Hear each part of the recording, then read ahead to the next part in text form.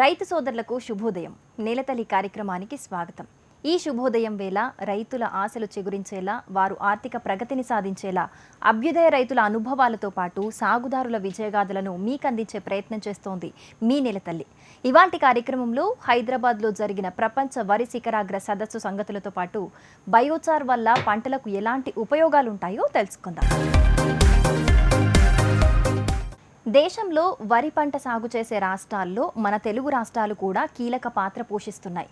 అలాగే ప్రపంచవ్యాప్తంగా ఈ వరి సాగులో వృద్ధి, మెరుగైన యాజమాన్య పద్ధతులపై హైదరాబాద్ తాజ్ కృష్ణాలో ప్రపంచ వరి శిఖరాగ్ర సదస్సు 2024 జరిగింది.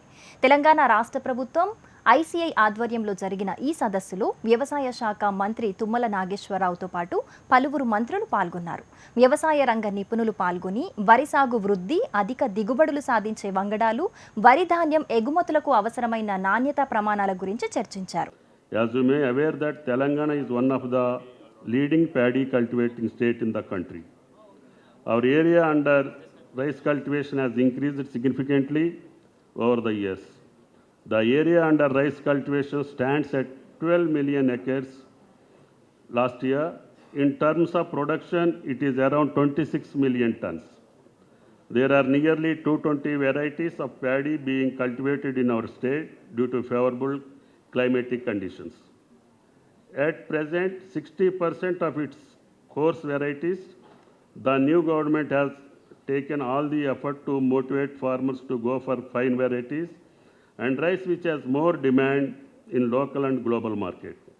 The government has announced a bonus of 500 rupees per quintal for those farmers who are cultivating fine varieties of the rice from next season onwards.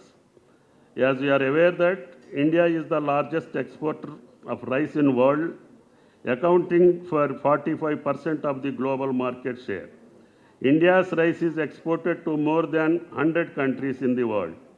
In the future, India will have more surplus rice to export to foreign countries by 2030.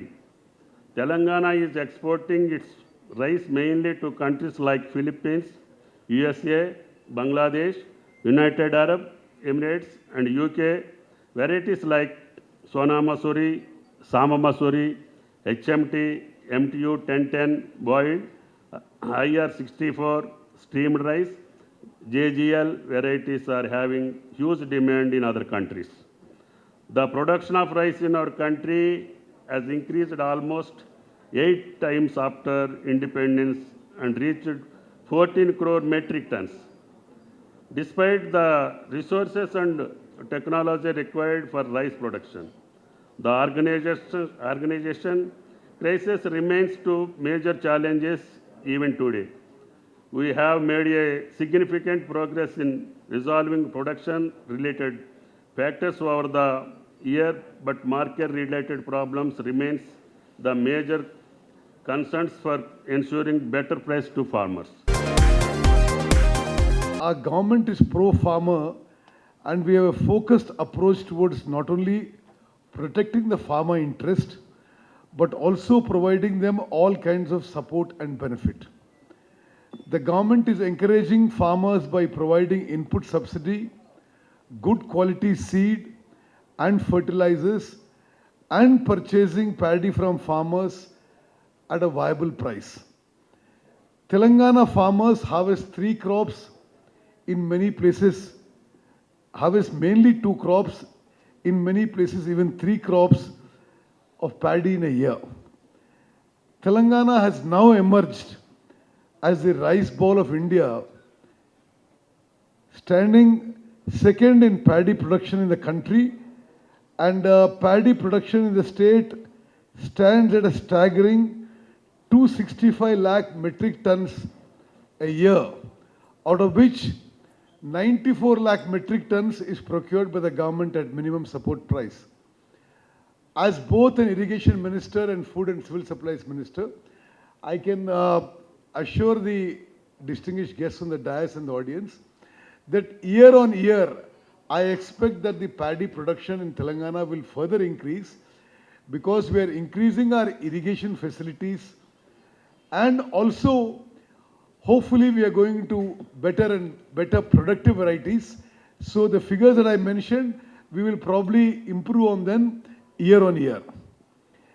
I also take pride in stating that Telangana state is producing the best varieties of paddy.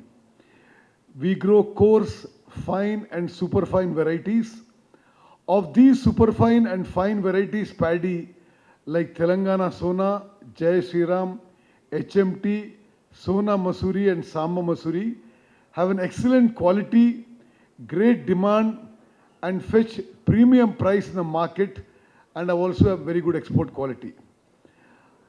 Our country as a whole believes in the concept of food security to ensure that the poorest of the poor at all times get access to the basic food for their active and healthy life.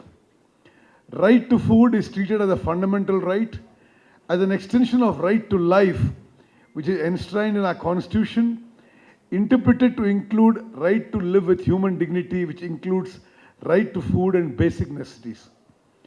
Our National Food Security Act envisages and mandates the state to provide sufficient nutritious food grain to all the needy and holders of food security card at minimal or zero cost. The government, to ensure food security to the people, is distributing the rice realized after milling of paddy purchased from farmers to the targeted beneficiaries through food safety net schemes. So we have achieved a lot in the global rice market.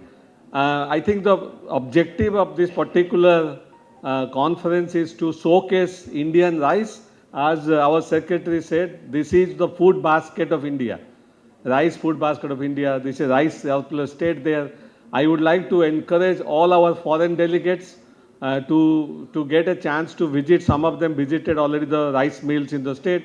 Look at the infrastructure in the state. Look at what the state has to give it to them in terms of the rice export to the other countries there. And many of our foreign delegates, I would like to request our Honorable Agriculture Minister to shed light on the fate of Indian export ban. Everybody is concerned about Indian export ban, and they are here to know whether India will remove the ban or India will remove any sort of restriction. So we would like to hear that from our Honorable Agriculture Minister, the future of export ban. And again, I welcome you all from all over the world who have come here to participate in this particular event. దేశంలో జరిగిన తొలి అంతర్జాతీయ వరి సదస్సులో భాగంగా వివిధ రాష్ట్రాల వ్యవసాయ శాస్త్రవేత్తలు, తెలంగాణలోని అభ్యుదయ రైతులు, రైస్ మిల్లర్లు, వరి విత్తన కంపెనీ ప్రతినిధులు హాజరయ్యారు. అందులో భాగంగా తెలంగాణ అగ్రికల్చర్ యూనివర్సిటీ రూపకల్పన చేసిన పలు రకాల వరి వంగడాలను ప్రదర్శించారు. స్వల్ప, మధ్యకాలిక, దీర్ఘకాలిక వంగడాలతో పాటు ఈ సంవత్సరం నూతనంగా విడుదలైన రకాలను వరి ప్రధాన శాస్త్రవేత్త దామోదర్ రాజు వివరించారు. 2024 గ్లోబల్ రైస్ సమ్మిట్ దీంట్లో మేము మా యూనివర్సిటీ తరఫున ఏమేమి రకాలు రూపొందించామో, ఏమేమి రకాలు అందుబాటులో ఉన్నాయి, మనకు ఇక్కడ తెలంగాణలో సాగు చేయడం కానీ, లేదంటే భారతదేశం మొత్తం మీద సాగు చేయడం కానీ, లేకపోతే ఎక్స్పోర్ట్ చేయడానికి కానీ ఎలాంటి రకాలు అనుకూలంగా ఉన్నాయో మేము మా యూనివర్సిటీ తరఫున డెవలప్ చేసిన రకాలన్నింటినీ కూడా ఇక్కడ డిస్ప్లే చేయడం జరిగింది ఈ గ్లోబల్ రైస్ సమ్మిట్ 2024 స్టాల్లో. అయితే ముఖ్యంగా మేము ప్రమోట్ చేసే రకాలలో అతి ముఖ్యమైన రకం తెలంగాణ సోనా. ఈ రకము సూపర్ ఫైన్ వెరైటీ, ఏదైతే ఇప్పుడు బాగా డిమాండ్లో ఉన్న వరి రకము. దాని తర్వాత KNM 118 అనేది దొడ్డు రకం ఒకటి ఇక్కడ డిస్ప్లే చేయడం జరిగింది. తర్వాత JGL 24423 అనేది ఒక రకము దొడ్డు రకము.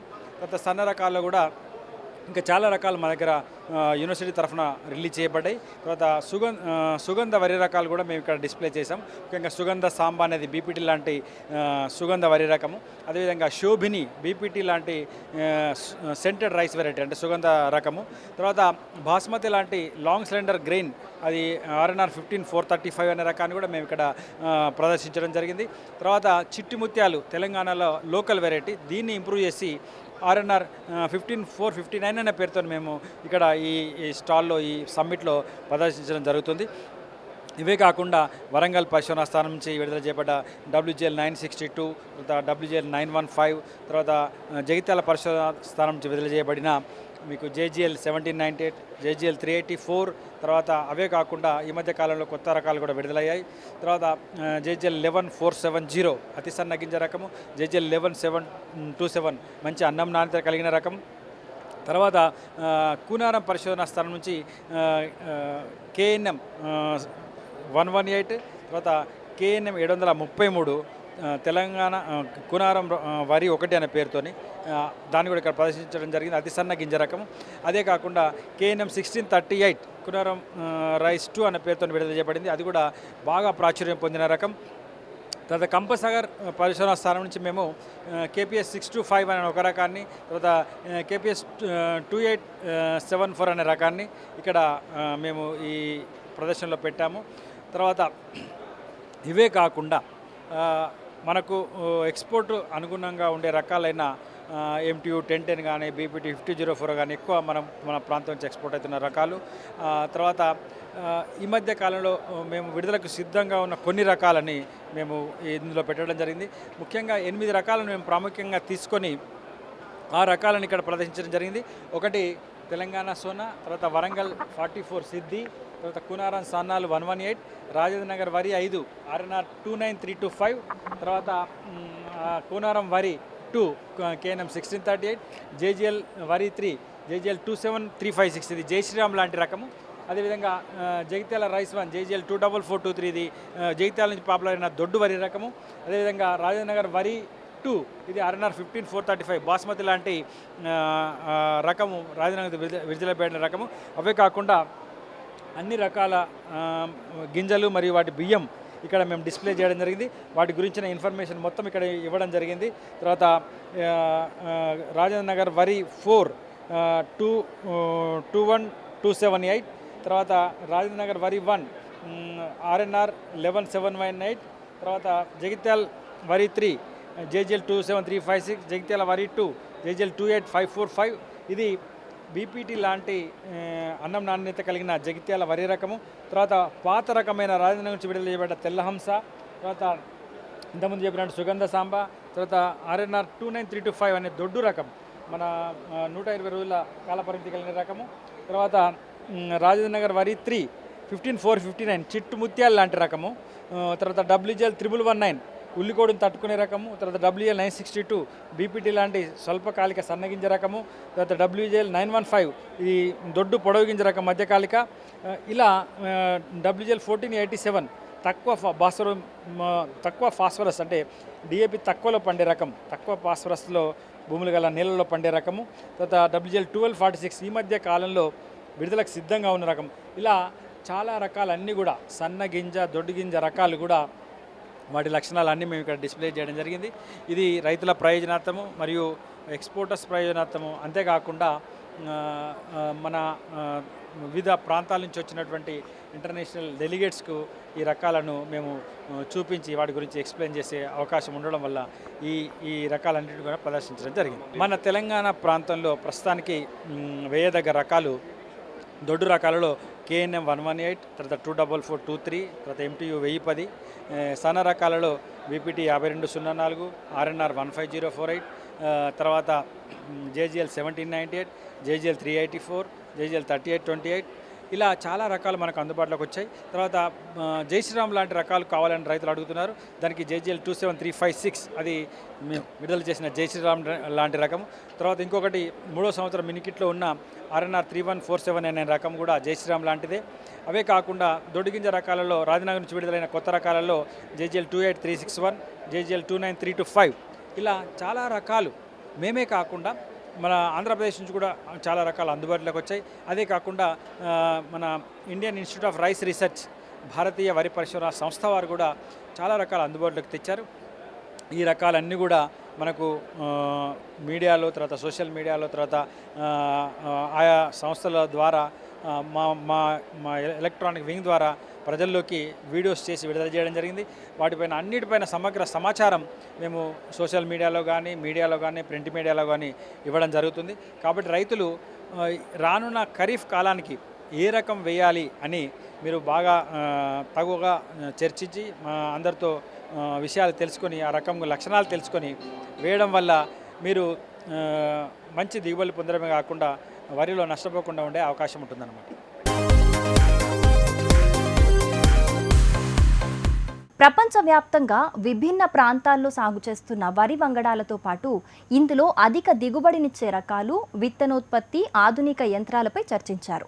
వరి సాగుపై ఇలాంటి అంతర్జాతీయ సదస్సులను నిర్వహించడం వల్ల మన తెలుగు రాష్ట్రాల నుండి ఎగుమతి చేసే రకాలను అభివృద్ధి చేయడానికి అవకాశం ఉంటుందని, దీనిపై ప్రభుత్వం తమకు సహకారం అందిస్తే వరిలో మంచి లాభాలను సాధిస్తామని అభ్యుదయ రైతులు అంటున్నారు. భారతదేశంలో ప్రధాన పంట వరి. దట్టు మన తెలంగాణ రాష్ట్రం, ఆంధ్రప్రదేశ్లో ముఖ్యంగా వరే పండిస్తాం కాబట్టి ఈ సమ్మిట్ ఈ దేశానికే కాదు రైతులకు అందరికి కూడా ఉపయోగపడుతుంది. ఈ రోజున రైస్ని ఎలా మార్కెటింగ్ చేయొచ్చు, సో అనేక రకాలుగా పిండి వంటలకు కానీ అన్నిటికి కానీ ఎలా చేయొచ్చు అనే దాన్ని కూడా ఒకటి, ప్లస్ అదర్ కంట్రీస్ దీని మీద ఫోకస్ చేస్తుంది కాబట్టి రాబోయే రోజుల్లో వరి పండించే రైతులకి మంచి లాభసాటిగా ఉంటుందనేది నా ఉద్దేశం. At the same time chemical లేకుండా పండించే రైతులకి సో వరి పంట మీద అత్యధిక లాభాలు కూడా రాబోయే రోజుల్లో ఉంటాయి. అనేక రకాల పిండి వంటలకు కానీ సో ఫుడ్ గ్రెయిన్స్ కానీ అన్నిటి కూడా దీనిలో ఉపయోగపరుస్తుంటారు. ఎక్స్పోర్ట్ క్వాలిటీ కావాలన్నప్పుడు మనం ఏం చేయాలి, దానికి కావాల్సిన నామ్స్ ప్రకారం మనం పండించాలి, కెమికల్ లేకుండా పండించాలి, సో పెస్టిసైడ్స్ లేకుండా పండించాలి. అప్పుడు భారతదేశమే కూడా ప్రపంచ దేశాల్లో గొప్ప దేశంగా ఉంటుంది. అదే వితౌట్ కెమికల్ ఫర్టిలైజర్, పెస్టిసైడ్స్. ఇప్పుడు శ్రీవరి సాగు మేము పండిస్తున్నాం గత 10 సంవత్సరాల నుంచి. అత్యధిక దిగుబడి వస్తుంది, వితౌట్ కెమికల్లోనే పండిస్తున్నాం కాబట్టి మంచి రాబోయే రోజుల్లో వీటికి మంచి డిమాండ్ కూడా ఉంటుంది.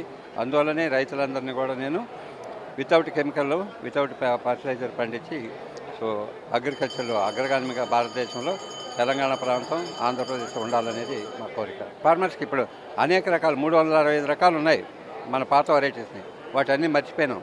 ఇప్పుడు తమిళనాడులో జయరాం గారు కనిపెట్టున్నారు. రేపు జయరాం గారి బర్త్డే కూడా 26th ఉంటుంది, ఆయన చనిపోయిన రోజు.